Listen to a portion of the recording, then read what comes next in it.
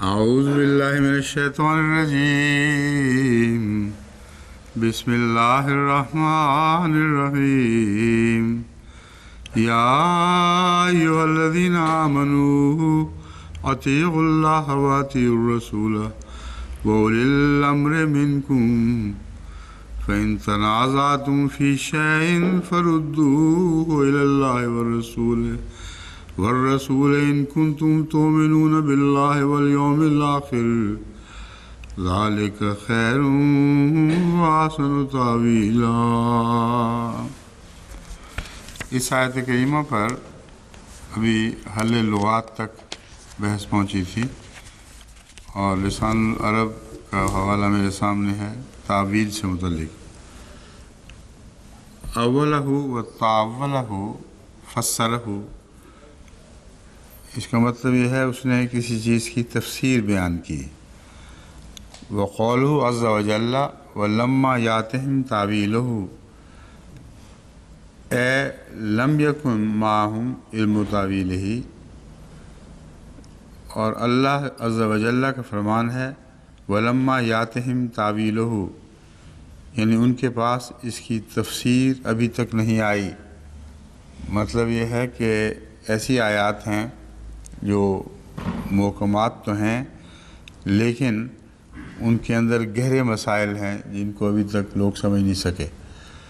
اور دوسرا معنی ہے متشابہات ہیں جن میں دونوں معانی ممکن ہیں لیکن ان لوگوں کو ابھی تک صحیح معنی کی سمجھ نہیں آئی. اس آیت کریمہ کی روشنی میں کثرت سے ایسی آیات جانتا ہوں جن کے متعلق اس زمانے میں ابھی تعویل نہیں آئی تھی حالانکہ وہ محکمات ہیں. بس مفسرین کا یہ خیال کہ یہ صرف متشابہات سے متعلق ہے یہ درست نہیں ہے. آئندہ زمانے میں علوم کے ترقی پانے کے نتیجہ میں قرآن کریم کی علوم کی شناخت ہوتی جاتی ہے اور بکثرت ایسی آیات ہیں جن کی اس زمانے کے انسان کو سمجھ آ ہی نہیں سکتی تھی. وہ آیات کریمہ ہیں جو میرے نزدیک اس آیت کے ضمن میں داخل ہیں.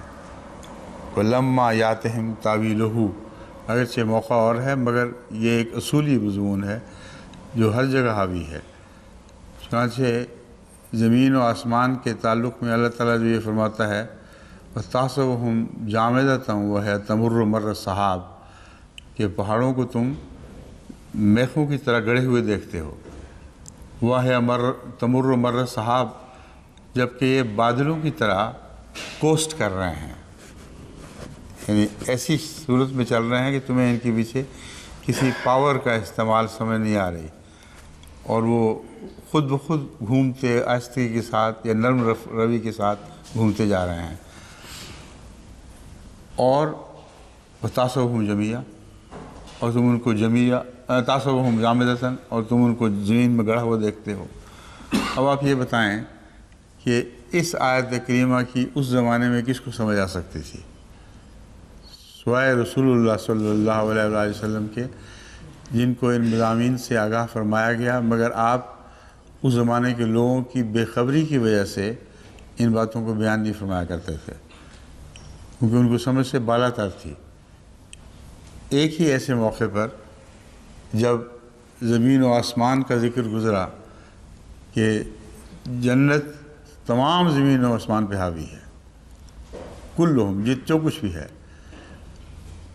رسول اللہ صلی اللہ علیہ وسلم خود خاموش رہے.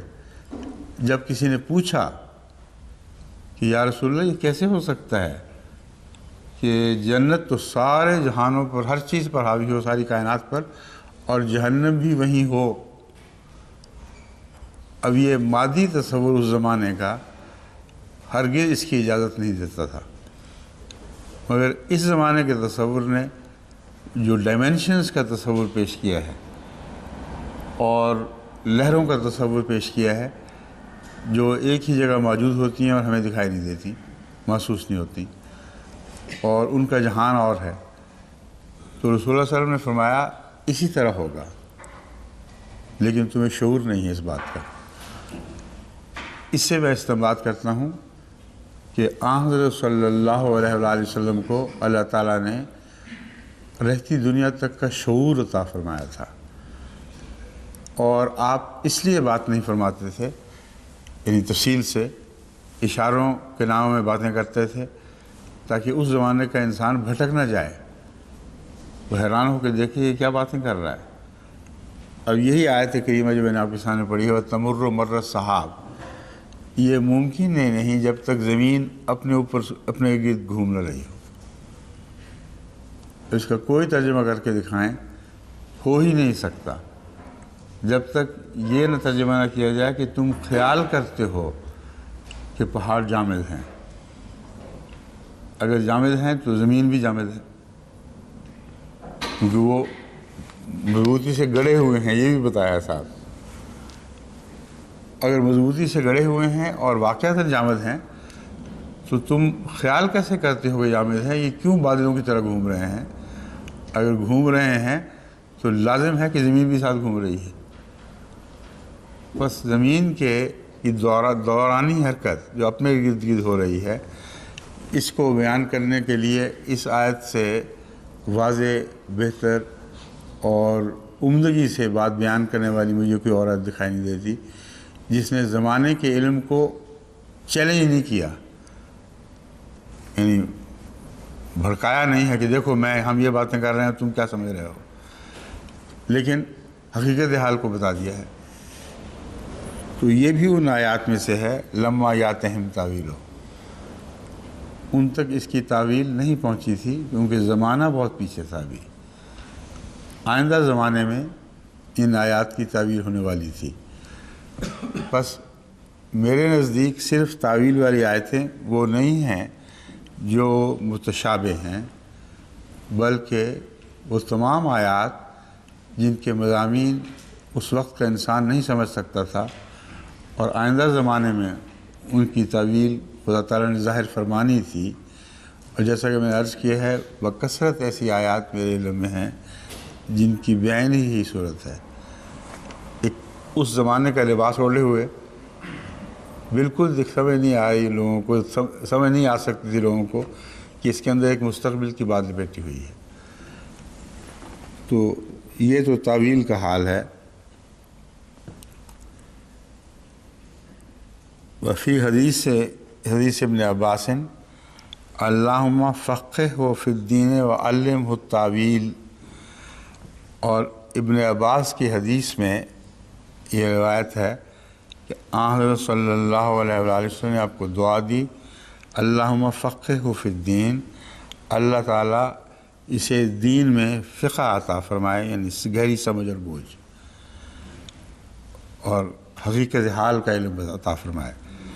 وعلمہ التاویل، اور اسے تعویل سکھا، یعنی تفاسیر جو آیات کی اصلی حقیقی تفاسیر ہیں، سب سے زیادہ کثرت کے ساتھ حضرت ابن عباس کی احادیث میں یہ تفاسیر ملتی ہیں، لیکن ظلم کرنے والوں نے اندھیر کر دیا ہے۔ جو بھی اپنی تفسیر وہ بیان کرنا چاہیں اور سمجھتے ہوں کہ عام تفسیر سے ہٹ کر ہے، انہوں نے بلا استثناء ابن عباس کے اوپر بات جڑ رہی ہے۔ جب ابن عباس کا نام آ جاتا ہے تو علماء خاموش رہ جاتے ہیں۔ یعنی آپ کو تو رسول صلی اللہ علیہ وسلم نے دعا دی ہوئی ہے کہ اللہ اس کو فقہ عطا فرما، آپ کیسے ایسی بات کر سکتے ہیں جو فقہ کے خلاف ہو؟ تو ان حدیثوں کی کثرت ہو گئی ہے، انہوں نے ان صحیح حدیثوں کو ڈھانپ لیا ہے، اور یہ بہت بڑا ظلم ہے قرآن کریم پر جو بدنصیبی کے ساتھ خود ایک درمیانی دور کے علماء نے قرآن کریم پر کیا ہے۔ یہ معاف کرنا، یہ اس کی ضرورت ہے۔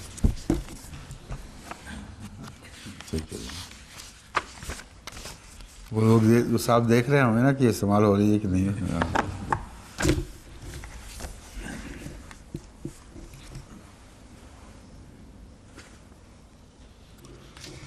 تعویل کا ایک دوسرا معنی اقرب الموارد نے بیان کیا ہے، اور وہ بھی لغت کے لحاظ سے بہت عمدہ معنی ہے۔ اولا کا مطلب ہے اس نے اس کو پھیرا، الٹایا پلٹایا۔ بس گائے جب جگالی کرتی ہے تو یہی عمل کرتی ہے، کھانے کو ایک دفعہ باہر لاتی ہے اور اس کو الٹتی پلٹتی اور پیستی ہے، پھر دوبارہ وہ کھانا واپس لے جاتی ہے، پھر نکالتی ہے۔ تو ایک مضمون پر بار بار غور کرنا، یعنی یہ ذہنی جگالی ہے، اسے نکالنا اور الٹ پلٹ کر دیکھنا کہ اس کے مختلف پہلو کیا ہیں۔ اس کو رجعہ، یعنی اس کو الٹا پلٹا، لوٹایا پھیرا، ان معنوں میں یہ تاویل کا لفظ ہے۔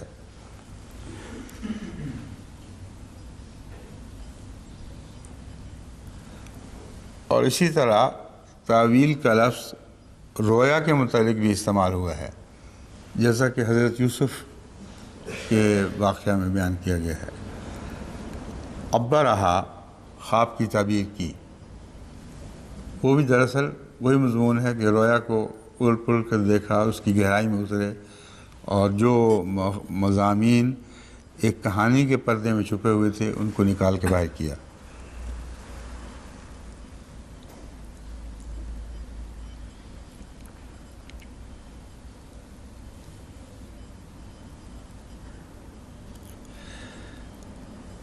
ایک اقرب الموارد نے بات لکھی ہے مگر وہ غلط ہے۔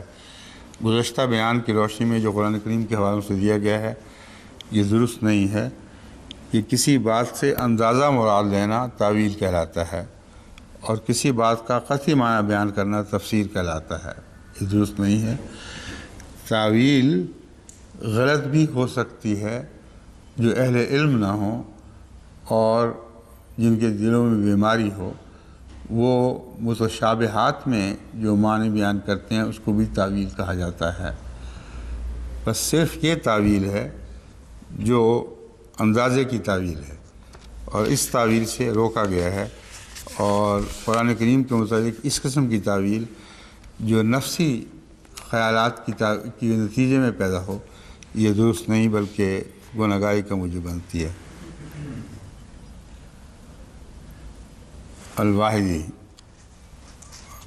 کو آپ نے کیوں پکڑ کیا دوبارہ پھر؟ ہاں، ہم تو کافی دامن بچا کے چلتے ہیں اس سے۔ وفات ان کی 468 میں ہوئی تھی،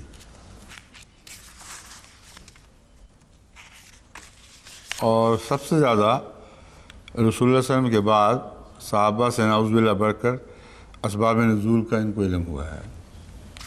ان کی وفات 468 ہجری میں ہوئی ہے، اندازہ کریں۔ انا للہ و انا الیہ راجعون۔ اب میں کیا کہوں؟ جو کہانی انہوں نے بیان کی ہے وہ عجیب و غریب کہانی ہے کہ ایک لشکر میں حضرت خالد بن ولید اس کے سردار مقرر ہوئے اور عمار ان کے ساتھ تھے، عمار بن یاسر، اور اس لشکر کے آنے کا پتہ چل گیا اور وہ لوگ وہاں سے اٹھ بھاگے۔ اس پر ایک شخص نے ان سے عرض کی،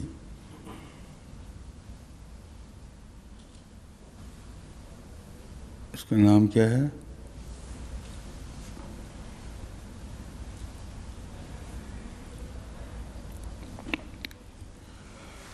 اس کا نام بھی احتیاطاً درج نہیں کیا گیا۔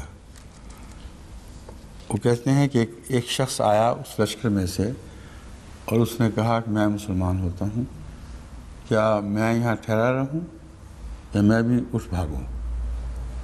تو انہوں نے کہا کہ اگر تم مسلمان ہوتے تو ٹھہرے رہو، کچھ نہیں ہوتا۔ اور اس کے بعد جب حملہ کیا، باوجود اس کے اس علم کے دینے کہ سب لوگ جا چکے ہیں، خالد بن ولید نے بھرپور حملہ کیا، دیکھا کہ وہاں صرف اسی کا خاندان تھا اور سب بھاگ گئے تھے۔ خالد بن ولید نے اس کو پکڑ لیا، اس کے مال پہ قبضہ کر لیا اور کہا کہ اب ہم تمہیں بھی نہیں جانے دیں گے۔ یہ عجیب و غریب کردار حضرت خالد کا، یہ ناقابل یقین بات ہے۔ ویسے ہی کہتے ہیں جب قبضہ کر لیا تو اس وقت عمار نے خالد بن ولید کو کہا کہ خبردار اس پہ ہاتھ نہیں ڈالنا، اس کو میں نے پناہ دی ہے۔ تو خالد نے کہا امیر میں ہوں اور پناہ تم دیتے پھرتے ہو؟ انہوں نے کہا ایسا ہی ہوا ہے اور یہ درست ہے، اور میرے پناہ دینے کے بعد تمہیں اس پر قبضہ کرنے کا کوئی حق نہیں ہے۔ چنانچہ خالد بن ولید اسے قتل کرنے سے رک گئے اور اس کے اموال بھی امانتاً رکھ لیے۔ یہ جھگڑا ان دونوں کا چلتا رہا۔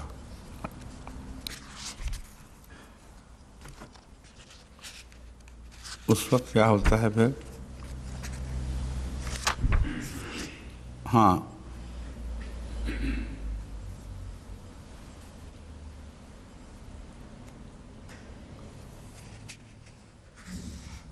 ابو الیقظان جو نام ہے یہ عمار بن یاسر ہی کا دوسرا نام کنیت ہے، کیونکہ وہ کہتے ہیں کہ ابو الیقظان یعنی عمار بن یاسر کے پاس چلا گیا وہ شخص۔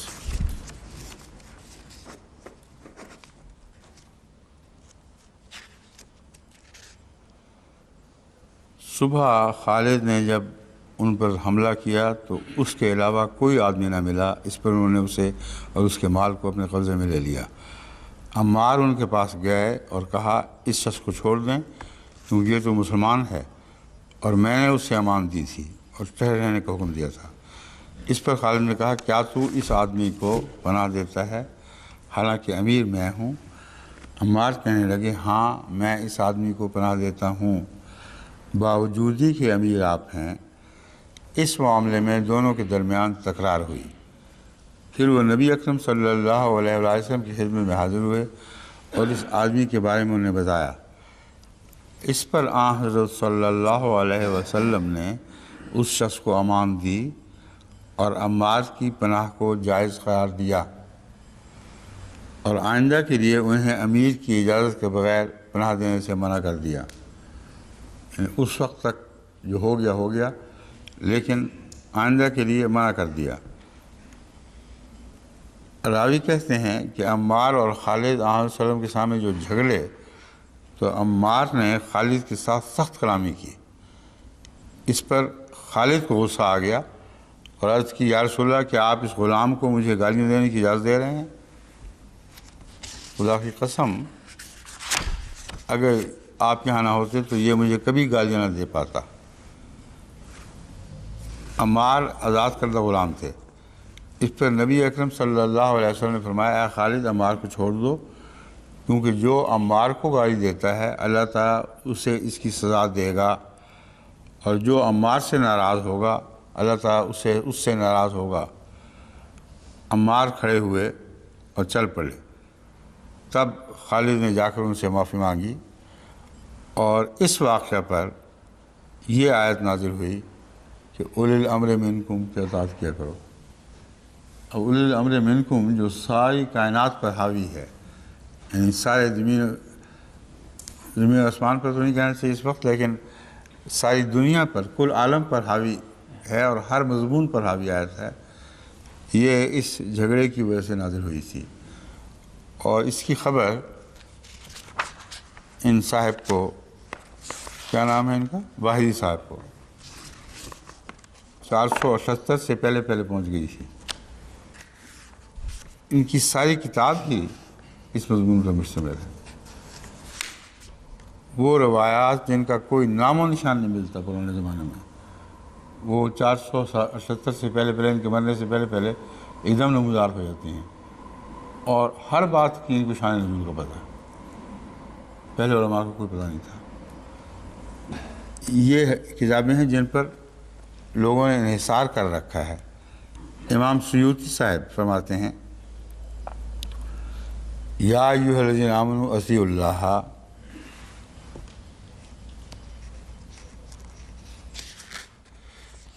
یہ اس کے بھی بعد آئے ہیں 849 911 ہجری۔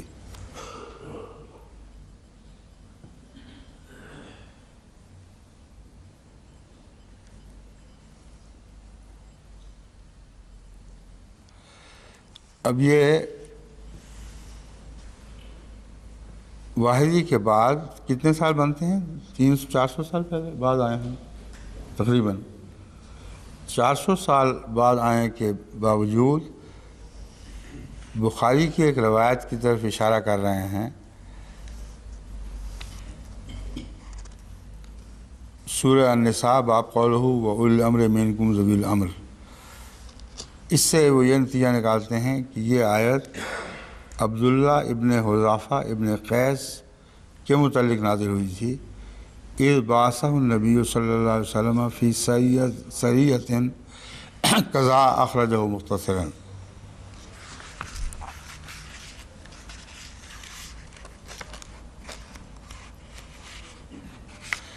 جی بخاری کی جو آیت بخاری میں جس آیت کریمہ کی طرف اشارہ ہے کہ اصل میں یہی بات درج ہے جو انہوں نے لکھی ہے.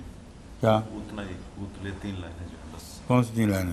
یہ قضا اخرجہ مختصرا تک جو بات لکھی ہے کہ سریہ بھیجا اور اس میں جن کا ذکر ہے مقرر کیا بس. اس میں ذکر ہے کہ رسول صلی اللہ علیہ وسلم نے جب اس کو مقرر فرمایا تو یہ آیت نازل ہوئی. بخاری میں نہیں ہے نا، یہ میں پوچھ رہا ہوں. بخاری کی جس حدیث کا حوالہ دیتے ہیں علامہ سیوطی صاحب، وہ حدیث موجود ہے، لیکن اس میں اس کا اشارہ بھی نہیں اس بات کا جو اس میں سے نکال رہے ہیں. بخاری کی حدیث میں صرف اتنا ہے کہ ان کو بھیجا تھا، لیکن یہ ہرگز ذکر نہیں کہ یہ آیت اس موقع پر نازل ہوئی اور اس تعلق میں نازل ہوئی. یہ مختصر اشارہ کر کے استنباط اپنا کر دیتے ہیں اور پھر بھی علماء کے زمرے میں شمار ہو رہے ہیں. وہ بہت بڑے عالم کے طور پر اس زمانے کے علماء پر چھائے ہوئے ہیں.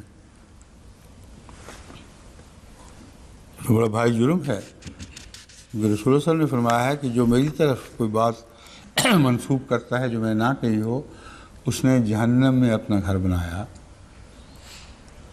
اب یہ رسول اللہ صلی اللہ علیہ وسلم کی بات کو منسوب کر رہے ہیں. ویسے تو بے شمار کرتے ہیں، لیکن بہانے ہیں لوگوں کی روایات کے. یہاں جو واضح روایت ہے اس میں درج ہی نہیں ہے یہ بات. اللہ ہی بہتر جانتا ہے، اللہ ان کو معاف فرمائے. ان کی غلطیاں خلوص کی غلطیاں ہوں. یہ حدیث بہت سخت ہے جو میں نے پڑھی ہے، مگر اس واقعے پر اطلاق پا رہی ہے. مراد غالباً یہ ہوئی کہ جان بوجھ کر انہوں نے نیک نیتی سے کیا ہوگا، اللہ بہتر جانتا ہے.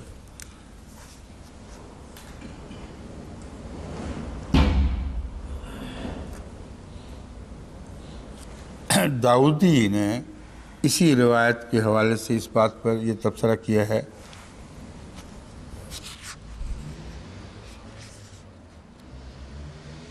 یہ محض وہم ہے، یعنی ابن عباس پر افطرا باندھا گیا ہے. کیونکہ عبداللہ بن حذافہ ایک لشکر عظیم کے ساتھ نکلے تھے اور کسی بات پر ان کو طیش آ گیا. انہوں نے آگ جلائی اور لشکر سے کہا کہ اس میں کود جاؤ. بس بعض تو رکے رہے اور بعض اس فعل پر تیار ہو گئے.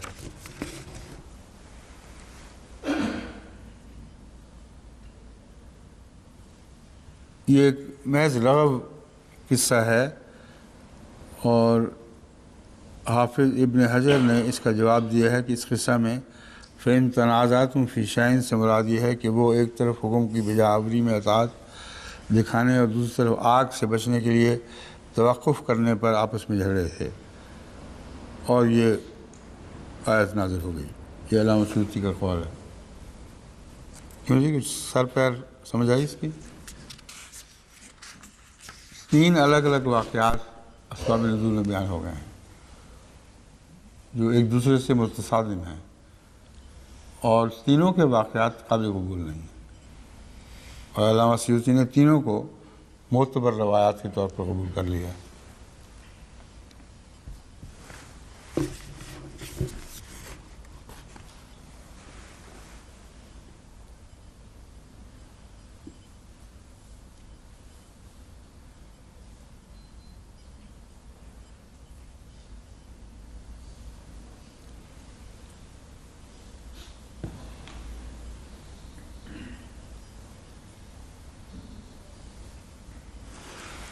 حضرت اقدس مسیح ماعود علیہ الصلوۃ والسلام کے بعض اقتباسات اس آیت میں بہت رہنما، یعنی سمجھنے میں بہت رہنما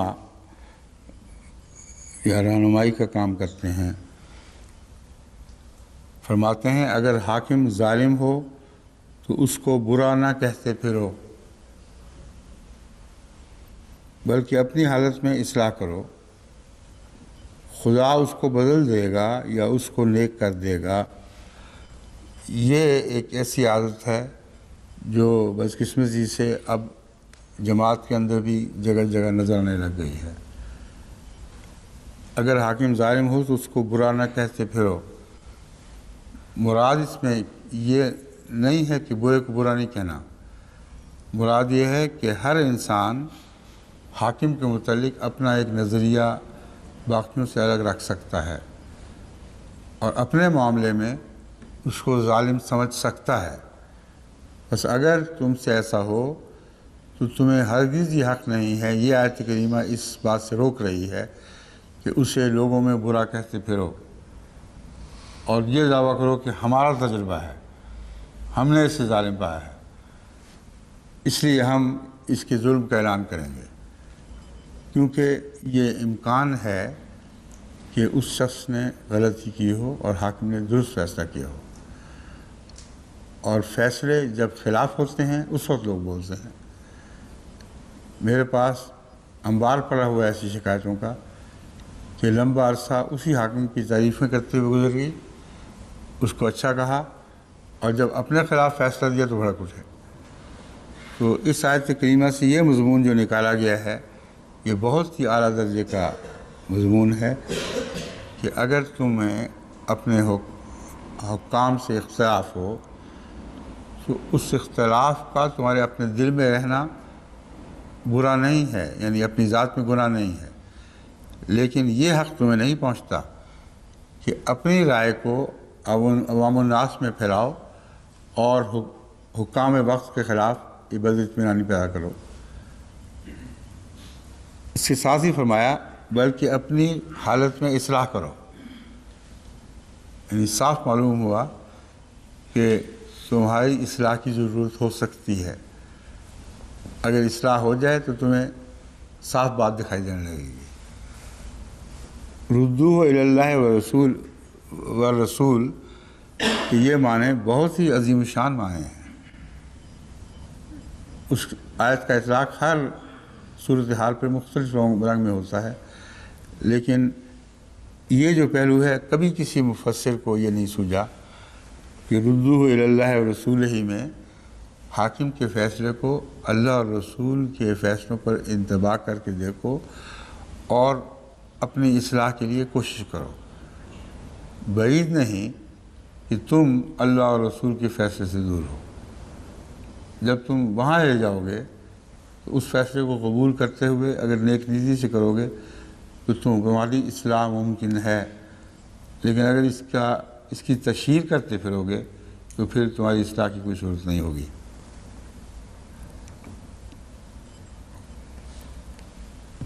اگر تم درست ہوئے، یہ بھی تو ہو سکتا ہے، تو اللہ کا فیصلہ یہ ہے خدا اس کو بدل دے گا یا اس کو نیک کر دے گا۔ کیسا عمدہ حال ہے مسائل کا کہ اللہ نے اپنے اختیار میں جو لے لیا ہے۔ ردوہ الی اللہ ورسولہ، اللہ رسول پہ معاملے کو چھوڑ دو۔ اس کا یہ تیسرا معنی یہ نکلتا ہے کہ جب اللہ نے کہا کہ مجھ پر چھوڑ دو تو پھر ایک توکل کرو اور اللہ پر چھوڑ دو۔ تمہارے نیک رویے کے نتیجے میں اگر تم صحیح ہو اور حاکم غلط ہے تو خدا اس کو بدل دے گا یا اس کو نیک کر دے گا۔ حضرت خلیفہ المسیح اول رضی اللہ تعالیٰ عنہ نے جو لاہوری فتنہ پھیلا تھا وہاں اسی مضمون کو آپ نے بیان بھی فرمایا اپنے متعلق میں، اپنے تعلق میں۔ آپ بھی حاکم وقت سے، یعنی روحانی طور پر آپ نے فرمایا کہ میرے بارے میں یہ جھگڑے چھوڑ دو کہ میں درست کر رہا ہوں یا غلط کر رہا ہوں۔ جب تک میں حاکم ہوں اللہ کے حضور میں جواب دہ ہوں، تمہارا کام اطاعت کرنا ہے، اور اگر واقعتاً میں ظالم ہوں تو پھر اللہ مجھے اٹھا لے گا یہ جو ہے بدل دے گا حاکم کو، یا اللہ تعالیٰ میری اس کی اصلاح فرما دیتا ہے یا اس کو دور کر دیتا ہے۔ تو بعض لوگوں کو دور اس لیے نہیں کیا جا سکتا کہ ان عذروں سے وہ معزول نہیں کیے جا سکتے۔ حضرت خلیفۃ المسیح اول نے کیسا عمدہ نقطہ بیان فرمایا ہے کہ ایسی صورت میں تم دعائیں کرو، کوششیں کرو، لیکن فتنہ پھیلانے کا حق نہیں ملے گا تمہیں۔ تم کہہ سکتے ہو کہ ہمارا کیا بنے گا، اس حاکم کو تو ہم تبدیل کر نہیں سکتے۔ تو اس وقت خلیفۃ المسیح اول فرماتے ہیں اللہ تبدیل کر سکتا ہے، یعنی ایسے شخص کو اس وقت وفات دے سکتا ہے جب وہ سمجھے کہ اس نے ایسی غلطی کی ہے جس کا خمیازہ اس کے متحد لوگ بھگت رہے ہیں۔ تو یہ ایک بہت ہی پاکیزہ مضمون ہے۔ ہرگز حضرت خلیفۃ المسیح اول سے یہ مراد نہیں تھی کہ تم سچے نکلو گے تو میں مارا جاؤں گا۔ یہ صرف ایک مثال کے طور پر ان کے دلوں کو تسلی دینے کے لیے آپ نے فرمایا ہے کہ اس بات میں تسلی رکھو کہ اللہ سب کا حاکم ہے، جب اس کے سپرد معاملہ کرو گے تو وہ حق کے ساتھ فیصلہ کرے گا۔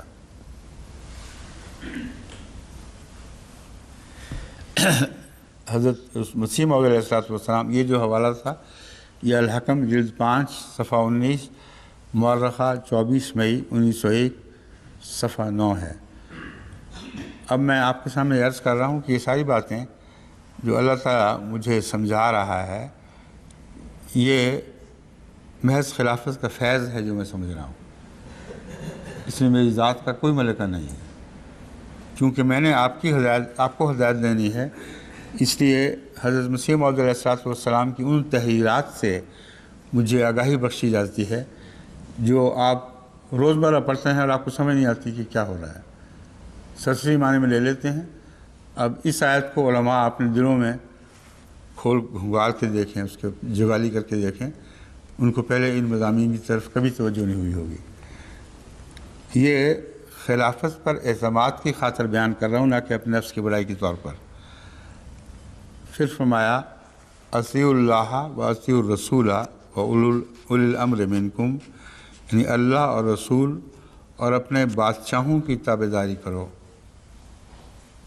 اولی الامر کا یہ معنی علماء کے اس معنی سے بالکل متصادم ہے جو کہتے ہیں کہ یہاں اولی الامر سے مراد مسلمان بادشاہ ہے، اور وہ زور دیتے ہیں منکم پر کہ تم میں سے ہے، حالانکہ یہ عربی گرامر سے نادانی کے نتیجے میں ایسا ہوا ہے۔ اطیعوا الرسول و اولی الامر، اولی الامر ایک ایسی ترکیب ہے، امر کا مالک جو مضاف الیہ ہے، اور عربی قاعدہ ہے کہ مضاف الیہ کم کی طرف براہ راست منتقل نہیں ہوا کرتا، یا اپنی طرف براہ راست منتقل نہیں ہوا کرتا۔ اب یہ مسئلہ چونکہ گرامر کا پڑ گیا ہے، اور کئی لوگ مجھ سے شکایت کرتے ہیں کہ آپ گرامر کی باتیں کرتے ہیں اور ہمارے سر کے اوپر سے گزر جاتی ہیں، لیکن یہ مسئلہ ایسا ہے جس سے مجھے بہرحال وضاحت کے ساتھ بیان کرنا ہوگا۔ وَأُولِي الْأَمْرِ کا مطلب ہے امر کا مالک۔ اگر یہ کہنا ہو تمہارے امر کا مالک، تو یہ نہیں کہہ سکتے اولی الامر کم، یہ قاعدے کے خلاف بات ہے۔ اولی الامر ہی نہیں کہہ سکتے، اس میں بھی منی کہنا پڑے گا، یعنی منا یا منی جو بھی لفظ سے بنے گا۔ یہ نقطہ ہے جسے پلے باندھ لینا ضروری ہے۔ عربی گرامر ہرگز اجازت نہیں دیتی، اور قرآن کریم کا اسلوب اور احادیث کا اسلوب ہرگز اجازت نہیں دیتا کہ اولی الامر کو کم کی طرف بغیر من کے منسوب کر دو۔ منکم کا مطلب یہ نہیں ہے تم میں سے ہو، منکم کا مطلب ہے تمہارا۔ منا کا مطلب یہاں یہ نہیں ہے کہ ہم میں سے ہی ہو، منا کا مطلب ہوگا ہمارا۔ تو جب مضاف الیہ کو آپ اپنی طرف یا کسی غیر کی طرف منسوب کرنے لگیں گے تو عربی قاعدے کے روح سے اس میں کم یا نی یا نا وغیرہ کا استعمال ممکن نہیں ہے، اس لیے ان کے درمیان من ڈالا جاتا ہے۔ بس یہ وہ من ہے جس کا مطلب یہ ہے تمہارا اولی الامر، نہ کہ اولی الامر جو تم میں سے ہو۔ تم راستہ سمجھ آ گیا نا اس بات کی؟ سب کو، باقیوں کو بھی؟ کسی کو شاید نہیں آئی پیچھے سے؟ کیوں جی؟ فرمائیے۔ جو حاضر ہیں اگر ان کو سمجھ نہ آئی تو غائب جو ہیں ان کو نہیں آنی۔ اب کیا باتیں کر رہے ہیں آپس میں بتائیں؟ آپ دونوں کیا گفتگو فرما رہے تھے؟ ابھی ایک دوسرے کی طرف جھکے کوئی باتیں نہیں کر رہے تھے ہیں؟ وہ کر رہے تھے؟ یہ کیا ہو رہا تھا؟ بغیر بات کیے یوں ایک دوسرے کی طرف منہ جس طرح مرغے یوں چونچے مارتے ہیں، یہ کیا عادت تھی؟ منکم بات کو غور سے سن لیجئے۔ بنگلہ صاحب آپ بتائیں، آپ کو اگر سمجھ آ گئی تو امید ہے کہ دنیا کو سمجھ آ جائے گی، اس لیے کہ آپ کی زبان اور ہے اور آپ کو غور سے سننا پڑتا ہے۔ اب فرمائیے، آپ اس بات کو سمجھ گئے ہیں؟ جی۔ کیا سمجھے ہیں؟ یہ تمہارا ہوگا، ہمارا، تم میں سے نہیں۔ بالکل ٹھیک ہے، یہ بات ہے، اس کو پلے باندھ دیں۔ تمہارا مراد ہے، تم میں سے مراد نہیں ہے۔ دوسری جگہ حضرت مسیح موعود علیہ السلام فرماتے ہیں اولی الامر سے مراد جسمانی طور پر بادشاہ اور روحانی طور پر امام الزمان ہے۔ یہاں اولی الامر، تمہارا اولی الامر تم جیسوں میں سے ہونا ضروری نہیں۔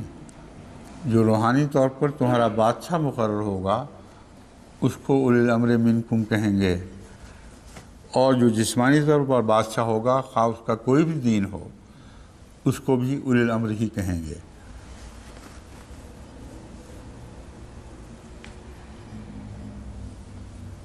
اور فرمایا اور جسمانی طور پر جو شخص ہمارے مقاصد کا مخالف نہ ہو اور اس سے مذہبی فائدہ ہمیں حاصل ہو سکے وہ گویا ہم ہی میں سے ہے، یعنی اس کی اطاعت لازم ہے۔ تو جھگڑے سے مراد اگر کوئی دنیاوی بادشاہ دین کے معاملات میں ایسی دخل اندازی کرے کہ اس کی نتیجے میں امر اللہ کی طرف نہ پھیر سکے، اس کی طرف پھیرنا پڑے۔ مثلا اس زمانے میں ہمارے بادشاہ جو پاکستان پر مسلط ہیں، مختلف حصوں میں مسلط ہیں، انہوں نے جب بھی یہ فیصلہ دیا کہ نماز پڑھنا جرم ہے، احمدیوں کے لیے نماز پڑھنا جرم ہے، کبھی بھی احمدی اس جرم سے باز نہیں آئے۔ جب انہوں نے یہ فیصلہ دیا کہ لا الہ الا اللہ کہنا جرم ہے اور اس سے انکار ضروری ہے، تو احمدیوں نے بلا استثناء ہمیشہ لا الہ الا اللہ کہا اور اس سے انکار نہیں کیا۔ بس یہ ہے اولی الامر منکم۔ ہم ان کو اپنا بادشاہ تسلیم کرتے ہیں اور ان کی اطاعت کرتے ہیں وہاں تک جہاں تک اللہ اور رسول کا قول ہمیں اجازت دیتا ہے، اس حد سے آگے نہیں بڑھتے، اور اس کے نتیجے میں ہم ہر قسم کے مظالم کا شکار ہونے پر اپنے آپ کو آمادہ پاتے ہیں۔ کبھی بھی کوئی احمدی ایسا نہیں جس پر قانون کی تلوار لٹکی ہو اور اسے کہے کہ تم لا الہ الا اللہ کا انکار کر دو، اس نے اس کا انکار کیا ہو۔ انہوں نے ایک اور بہانہ بنایا ہوا ہے، وہ کہتے ہیں لا الہ الا اللہ منہ سے کہتے ہیں، دل سے اس کا انکار کرتے ہیں۔ جب بھی تلوار چلی ہے ان کے اوپر اس جھوٹے دعوے کے نتیجے میں چلی ہے کہ ان کے منہ پر لا الہ الا اللہ ہے اور ان کے دل میں لا الہ الا اللہ نہیں ہے۔ اب جو دل میں گھس کر دیکھتا ہے کہ لا الہ الا اللہ ہے یا نہیں ہے وہ کون ہے؟ وہ خدا۔ تو لا الہ الا اللہ کا انکار کر دیا انہوں نے۔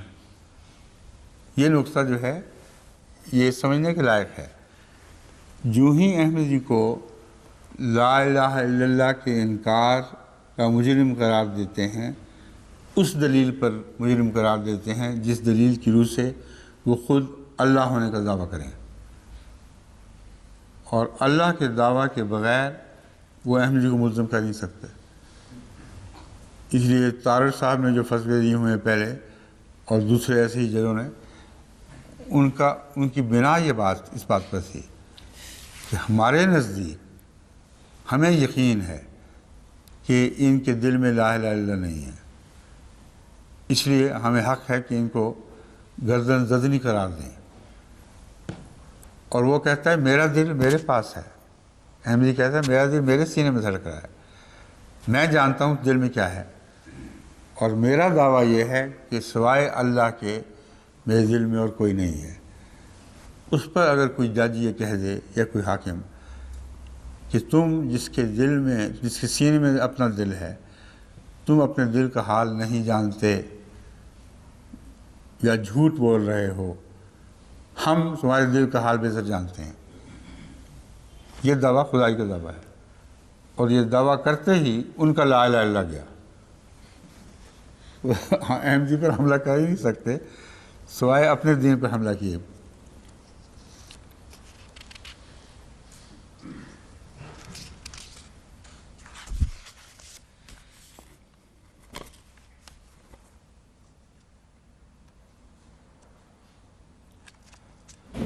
یہ ثناء اللہ صاحب پانی پسی بھی اس مضمون پر روشنی ڈال رہے ہیں، اور بسا اوقات یہ اچھی باتیں کیا کرتے ہیں۔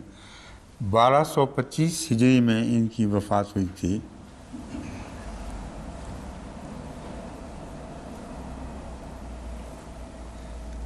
اور یہ حکم یعنی امیر کی اطاعت کا حکم مشروط ہے کہ جب تک شریعت کے خلاف نہ ہو۔ سیاق آیت اس بات پر دلالت کرتا ہے کہ اللہ تعالیٰ نے فیصلے میں عدل کرنے کا حکم دینے کے بعد لوگوں کو اولو الامر کی اطاعت کرنے کا حکم دیا ہے۔ بہت اچھی بات یہ سمجھے ہیں، حالانکہ اس دور کے علماء عموماً رستے سے بھٹک چکے تھے، ان کو زیادہ سمجھ نہیں آتی تھی باتوں کی، لیکن کہتے ہیں کہ عدل کا پہلے حکم دیا ہے، اور یہ حکم کلیتاً حاوی حکم ہے، اس میں کسی صورت میں اس کو ٹالا نہیں جا سکتا۔ بس عدل کا تقاضا یہ ہے کہ اولی الامر کا حکم جب مالک کے حکم سے ٹکرائے، یعنی اللہ کے حکم سے، عدل کا تقاضا یہ ہے کہ اللہ کی بات مانو، اس کی بات کو چھوڑ دو۔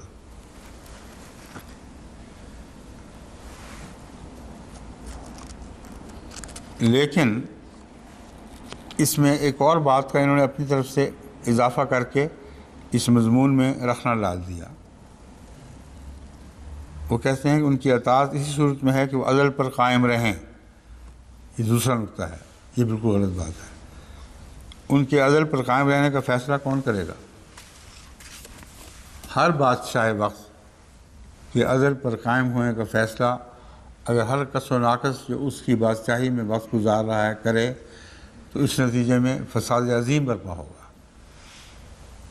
بس سوائے حضرت مسیح موعود علیہ السلام کے فیصلے کے اور کوئی فیصلہ بھی قابل اطلاق نہیں ہے کہ اگر دنیا کا ظالم بادشاہ ہے، جب تک تمہارے دین کو بدلنے کی کوشش نہ کرے، خاص ظلم کرے، تمہیں اس کی اطاعت کرنا ہوگی۔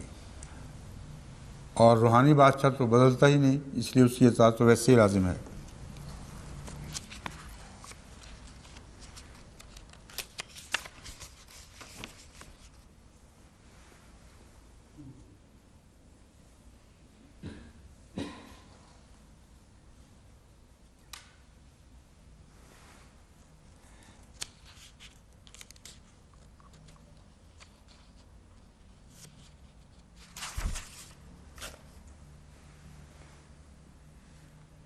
اولو الامر سے مراد صاحب قدرت اور اہل علم ہیں۔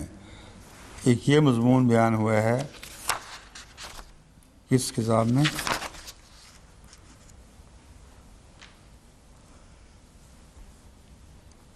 الحسبۃ فی الاسلام اور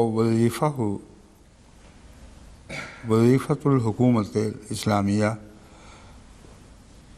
یہ تو مصر کی چھپی ہوئی کوئی تازہ کتاب ہے، ابن تیمیہ کی، اچھا 1318 کی۔ 1318 ہجری سن کون سا بنتا ہے؟ ہاں یہ تبات کا سن لگ رہا ہے مجھے، وہ ابن تیمیہ طور پہ گئے ہیں، تو ایسے موقع پہ لکھ دینا چاہیے ساتھ، اسی نے مجھے مشکل میں ڈالا ہوا ہے، معاف کرنا وہ میں نے دیکھا نہیں، ہاں یہ ٹھیک ہے۔ ابن تیمیہ کا حوالہ ہے ولادت 661 ہجری ہے، یعنی 1263 عیسوی، اور وفات 728 ہجری یعنی 1328 عیسوی، 1328، 1928 میں سے نکالیں تو کتنے سال بنتے ہیں؟ 700، 600، ٹھیک ہے نا؟ تو 1328 جو ان کی وفات کا سال ہے وہ 28 کے لحاظ سے میری پیدائش کا سال ہے، اور مجھ سے بین ہی 600 سال پہلے یہ وفات پا چکے ہیں، میری پیدائش سے پہلے مطلب ہے۔ ابن تیمیہ بہت زبردست عالم ہیں، لیکن اب دیکھنا یہ ہے کہ اس موقع پر ان کا علم کس چیز کی طرف دلالت کر رہا ہے۔ فرماتے ہیں اللہ تعالیٰ نے اپنی کتاب میں اپنی اطاعت، اپنے رسول کی اطاعت اور مومنین میں سے اولو الامر کی اطاعت کا حکم دیا ہے، جیسا کہ فرمایا،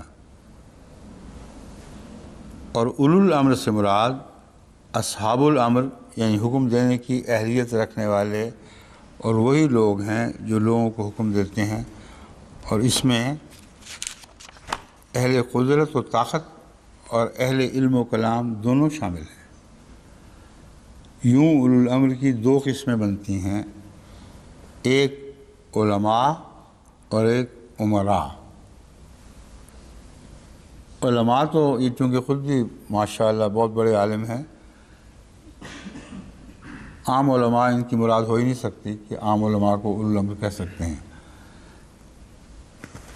علماء بس جب تک یہ ٹھیک رہتے ہیں سارے لوگ ٹھیک رہتے ہیں، اور جب یہ بگڑتے ہیں تو لوگ بھی بگڑ جاتے ہیں، جیسا کہ حضرت ابو بکر صدیق رضی اللہ تعالیٰ عنہ نے بنو آمس قبیلے کی ایک خاتون کے اس استفسار پر کہ ہماری یہ حالت کب تک رہے گی، فرمایا جب تک تمہارے ائمہ درست رہیں گے۔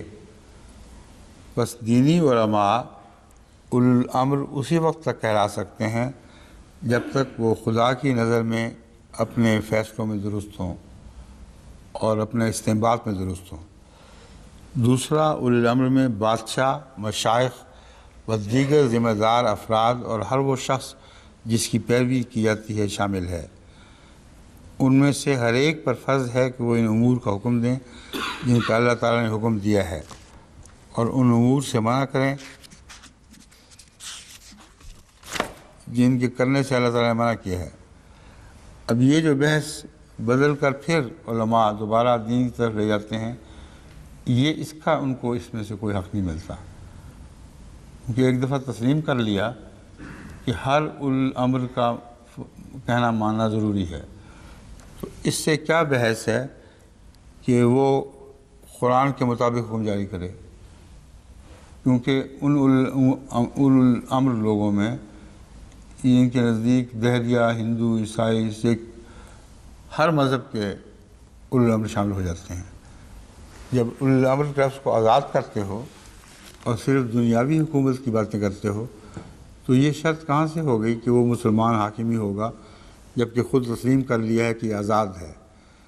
تو اس کے بعد یہ ترجمے درست نہیں ٹھہرتے کہ اس کا فرض ہے کہ وہ یہ حکم دے، اس کا قرآن کی روح سے کوئی بھی فرض نہیں رہتا سوائے ایک کے کہ عدل سے حکومت کرے، اور یہی اس آیت کریمہ کی روح ہے، اسی لیے عدل کے بیان میں یہ نازل ہوئی ہے، اور اسی لیے ان تحکموا بالعدل کا حکم ہے کہ حکام کا جہاں تک تعلق ہے وہ دنیا دار ہوں، دہریہ ہوں، جو مرضی بد بلائیں ہوں، جب وہ حکومت کریں اگر وہ عدل کے ساتھ حکومت کریں گے تو وہ حکومت اسلام کی روح سے اس لائق ہے کہ اسے اسلامی حکومت قرار دیا جا سکے، یعنی طرز حکومت اسلامی ہے۔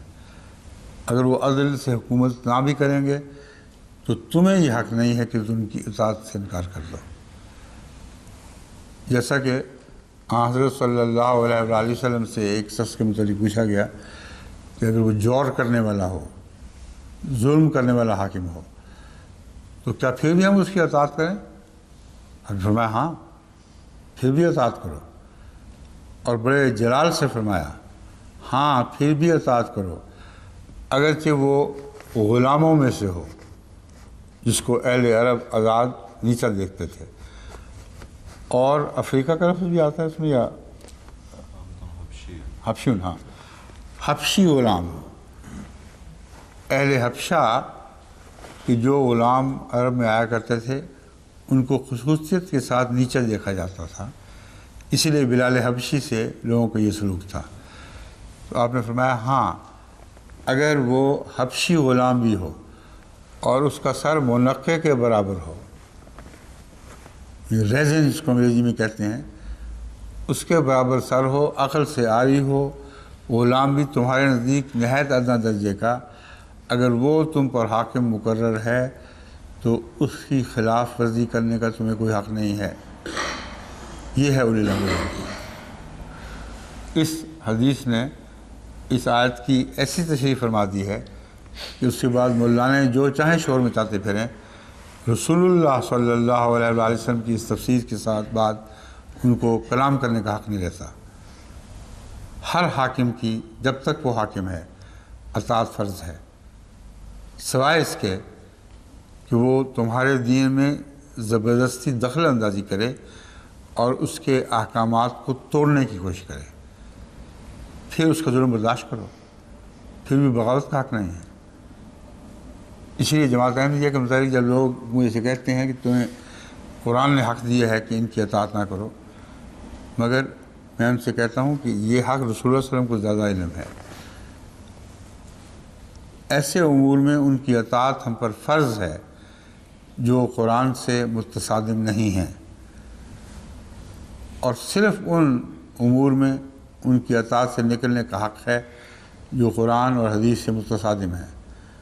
اس حق کو استعمال کرنے کے باوجود ان کے خلاف علم بغاوت کرنے کا کوئی حق نہ یہ آیت دیتی ہے نہ کوئی اور حدیث ہمیں دیتی ہے۔ یہ وجہ ہے کہ ہم وہاں تلوار کی بغاوت نہیں کرتے، کیونکہ قرآن نے ہمیں حق ہی نہیں دیا، رسول اللہ صلی اللہ علیہ وسلم نے حق ہی نہیں دیا۔ ہم کون ہوتے ہیں ان کے خلاف تلوار اٹھانے والے؟ اس لیے بعض جوشیلے آدمیوں کو جو ملک چھوڑ کر باہر نکل گئے تھے اور زور دیتے تھے کہ ہمیں اجازت ہو، میں کہا تم تلوار پکڑو اور بے شک غلام ہو جاؤ، مجھے افسوس ہوگا تمہاری حالت پر کہ تم نے حماقت سے کام لیا ہے، لیکن اگر تمہارے نزدیک قرآن کا عمل پورا نہیں ہو رہا تو وہاں بیٹھے بیٹھے تم اپنے آپ کو حقدار سمجھتے تھے کہ ان کے خلاف آواز بلند کرو۔ جرمنی پہنچ کے کیوں خیال آیا ہے؟ اور اگر جرمنی پہنچ کے خیال آیا ہے تو پھر مجھ سے کیوں اجازت لیتے ہو؟ میرا تو یہ مسلک ہی نہیں ہے۔ میرے نزدیک تو وہاں سے نکل جانا ایک احتجاج ہے اور اپنی کمزوری کی حالت کو تسلیم کرنا ہے، اور ایسے ملک میں جانا ہے جہاں فراخی ہے، جہاں ہمارے دین میں دخل اندازی نہیں ہے۔ یہ مقصد تھا، یہ تمہیں حاصل ہو گیا ہے۔ پاکستان کی حکومت کو الٹانے کا مقصد یہ تمہیں اگر حق ہے بھی تو طاقت نہیں ہے، کر کے دکھاؤ۔ اس لیے اگر تم نے میری بات کا انکار کرنا ہے تو تلواریں پکڑو اور پاکستان کے جہاز پر چڑھو اور ایئرپورٹ پر جاتے ہی حملہ کر دو، اور جو کچھ آئے راستے میں تہس نہس کر دو۔ میں ایک ایسے شخص کو لکھا کہ اس کے نتیجے میں تم وہ اسپین کے وہ پاگل کیا کہتے تھے اس کو، کیا؟ ہاں پڑھیں، الیکٹرک نہیں، وہ جو تلوار پکڑتا تھا اور ہر چیز پہ حملہ کر دیتا تھا کہ یہ میری دشمن ہے، اور ونڈ مل سے ٹکرا گیا تھا۔ اچھا بڑا نام مجھے یاد تھا، ذہن سے گزر گیا سو۔ ابھی یاد آ جائے گا. ایک جنونی ہے پین کا، جس کو انہوں نے اسی قسم کا کیریکٹر بنا کر پیش کیا گیا ہے جس قسم کے خطوط مجھے ملتے ہیں. اس کردار کے مالک کو یہ دماغ میں بات آ گئی تھی کہ میں ہر مخالف کو زیر کروں گا، خواہ وہ کیسا ہی خوفناک مخالف کیوں نہ ہو. میرا فرض ہے کہ میں اسے ٹکراؤں، اور اس معاملے میں دبنے والا نہیں ہوں. چنانچہ اس کی کہانی لکھی گئی ہے. اس کے ساتھ ایک غلام بھی تھا، وہ بیچارہ بھی ساتھ ساتھ ٹھوکریں کھاتا پھرتا تھا. ایک دفعہ ایک ونڈ مل کو اس نے دیکھا، اور ونڈ مل کو آپ کو پتہ ہے نا، جو ہوائی ہون چکی کیسی طاقتور چیز ہے، کس قدر زور سے گھومتی ہے. اس نے اپنے غلام کو کہا دیکھو کتنا بڑا دشمن سامنے ہے، لیکن میری جرت کا تقاضا ہے، میں کسی سے دبنے والا نہیں ہوں، میرا فرض ہے کہ میں اس پر حملہ کر دوں. چنانچہ اس نے گھوڑے کو ایڑ لگائی اور ونڈ مل سے جا کے ٹکرایا، اور بجائے اس کے کہ ونڈ مل کو پارا پارا کرتا، اس کے گھوڑے کی بھی ہوش اڑ گئے، ٹکڑے ٹکڑے بکھر گئے، اور خود بھی وہ بڑی مشکل سے دور جا کر زمین پہ گرا اور اپنی جان بچائی. یہ وہ اسپین کا فرضی ایک ہیرو ہے جس کی کہانی سب دنیا میں مشہور ہے. اور جیسا کہ ایک دفعہ مضمون ایک دماغ میں آ جائے تو ہٹ کر دوسرا نام ذہن میں نہیں آیا کرتا. یہ میری ہاں، ڈان کیحوٹے، ڈان کوئکزاٹ اس کو پڑھتے ہیں اردو میں، اور اسپینش میں ہے ڈان کیحوٹے. وہاں ایکس جو ہے اس کو ایکس نہیں پڑھتے اسپینش میں، اس کو ہے پڑھتے ہیں، یا خے سے ملتی جلتی. تو اس کا تلفظ ہے ڈان کیحوٹے، اور ہماری اردو میں اس کا نام ڈان کوئکزاٹ ہے. تو ایسے ڈان کوئکزاٹ کو میں کہتا ہوں تم مجھ سے اجازت نہ لو، اپنی مرضی کرو، اور مجھے بتانا اگر تم بچے کہ ایئرپورٹ پہ تمہارا کیا حال ہوا تھا. ایئرپورٹ سے ٹکر لینا اور ہون چکی سے ٹکر لینا یہ ملتی جلتی باتیں ہیں.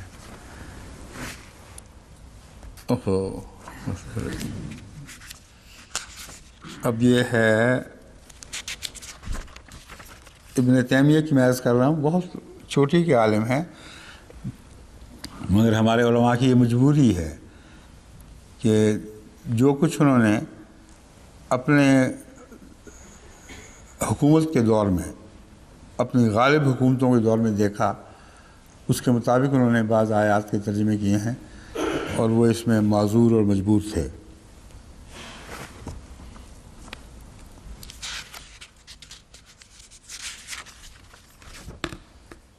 علامہ شوکانی کو میں نے عموماً بہت عمدہ استنباط کرتا ہوا پایا ہے. عموماً نہیں تو کم سے کم بہت سی جگہوں پر ان کا استنباط عمدہ ہوتا ہے. یہ فرماتے ہیں اولی الامر سے مراد ائمہ، بادشاہ اور قاضی ہیں. اس میں ائمہ کے لیے کسی مذہب کی شرط یہ نہیں لگاتے، اور یہ مسلک ہمارا بھی ہے.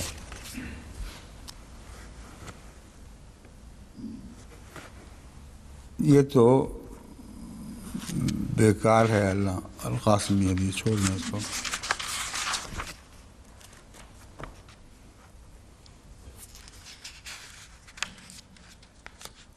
اب قاسمی حدیث میں یہ لکھا ہوا ہے، تفسیر میں لکھا ہوا ہے کہ اولی الامر سے مراد اہل حق عمراء ہیں. اب اہل حق کا جھگڑا پھر چل پڑا، کیا پتہ کہ کون اہل حق ہے اور کون نہیں ہے. پرانے علماء نے بھی اس جھگڑے کو اٹھایا ہے، اور بحر محیط کے جو مصنف ہیں انہوں نے قطعیت سے اپنے طور پر ثابت کرنے کی کوشش کی ہے کہ اولی الامر منکم سے حضرت علی مراد نہیں ہیں.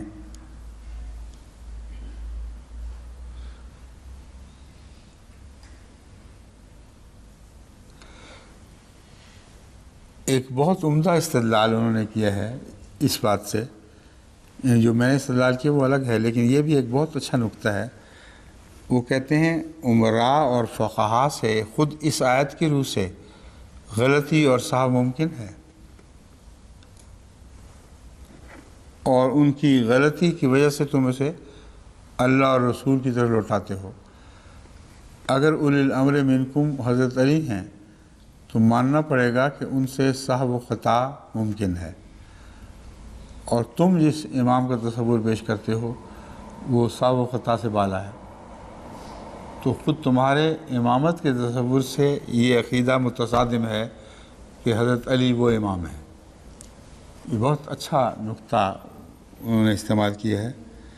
کہتے ہیں ایک طرف امام کو غلطی سے مبرہ، دوسری طرف اس مقام پر اس کو امام مان رہے ہو جس کے متعلق یہ امکان ہے، یہ احتمال ہے کہ اس نے غلطی کی ہو۔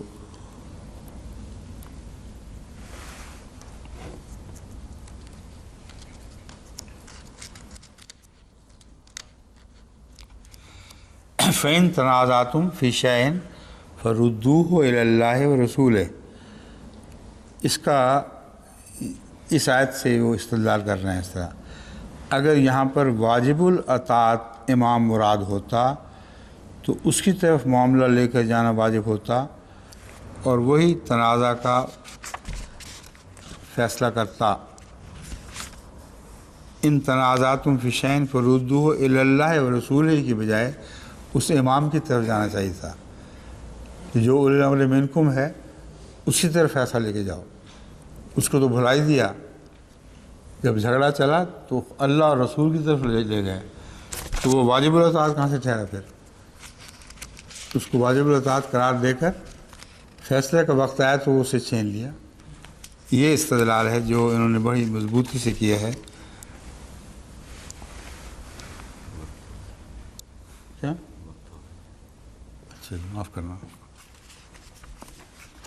یہ بحر محیط کی بحث جاری ہے، اس کو باقی میں نے کہا تھا نا کہ اس میں کچھ وقت رہے گا، ابھی اور بھی بعض آنے والی ہیں روایات، یہ آپ اٹھا لیجیے۔